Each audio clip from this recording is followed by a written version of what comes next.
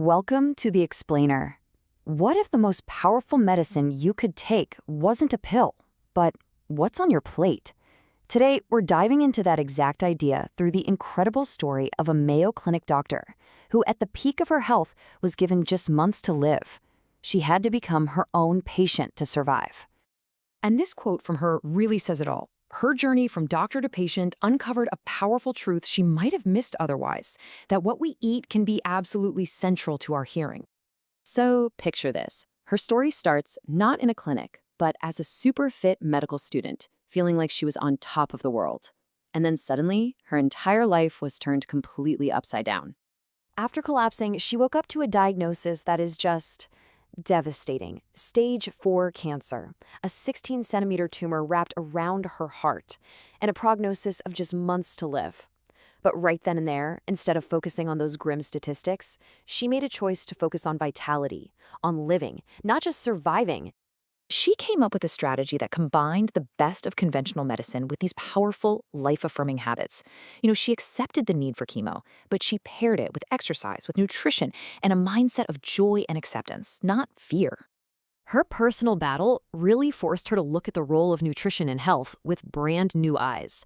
And what she found pointed to a much, much larger crisis, one that really starts with the food we eat every single day.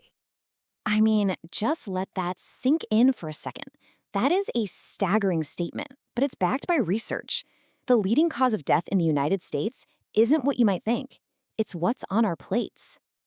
Just look at this breakdown of the typical American diet. A massive 60% for adults is made up of ultra-processed foods. And for kids, it's even worse. It's 67%. That means we're literally crowding out the nutritious whole foods our bodies are crying out for. So, here's the bottom line. Every single meal is a choice. We can either eat foods that are driving disease, or we can choose foods that actually nourish our bodies and give them the tools to heal themselves. Okay, so let's get into the good stuff. What does food as medicine actually look like on a plate? Dr. Musum highlights 5 powerful disease-fighting foods that all of us can start adding to our diet, like today. First on the list, and this is probably one of the easiest to do, berries. And Dr. Musum really emphasizes that it doesn't matter if they're fresh or frozen, they pack a seriously powerful nutritional punch. See, they're packed with these potent plant nutrients called anthocyanins. And what these compounds do is pretty remarkable. They can work at a genetic level, with the ability to literally help switch off the genes that promote cancer growth. And the results are just wow.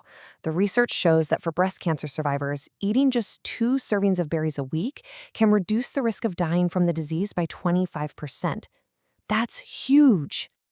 Next up, cruciferous vegetables. We're talking broccoli, cauliflower, arugula. You can think of these as your body's master detoxification crew. So here's how they work. These veggies have powerful compounds that are most active when you eat them raw.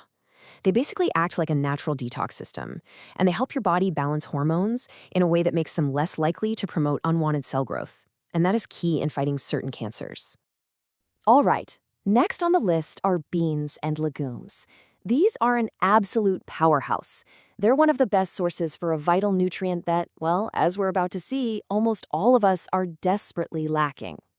That nutrient is fiber. And look at these numbers. They are just staggering.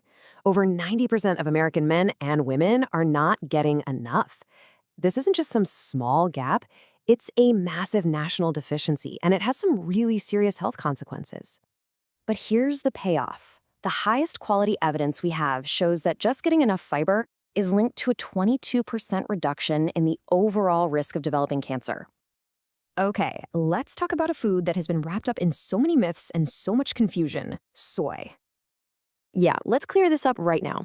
The myth that soy causes cancer, it came from early studies on rodents. But here's the thing. We now know humans metabolize soy completely differently. For us, the opposite is true. High-quality research shows soy is actually protective and can reduce the risk of breast cancer recurrence by 25%.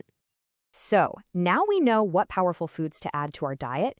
Let's really quickly cover the 2 main categories that pose the biggest risks. What should we be trying to avoid? The 2 biggest offenders are ultra-processed foods and processed meats. So ultra-processed foods are these industrial creations with long lists of chemical additives you'd never find in your kitchen. And then you have processed meats. Health organizations classify them as a Class 1 carcinogen, which puts things like bacon and deli meat in the very same risk category as cigarettes. But Dr. Musum's approach to health isn't just about what you eat or what you avoid. It all rests on this simple, holistic framework of 3 core pillars for creating true, lasting vitality. It all starts with love, loving yourself enough to even want to make a change. Then comes movement, which can improve cancer outcomes by a staggering 50%. And finally, food, using nutrition as the powerful medicine it truly is.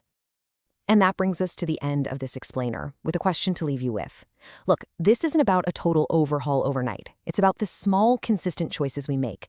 So what's one small way you can show up for yourself today?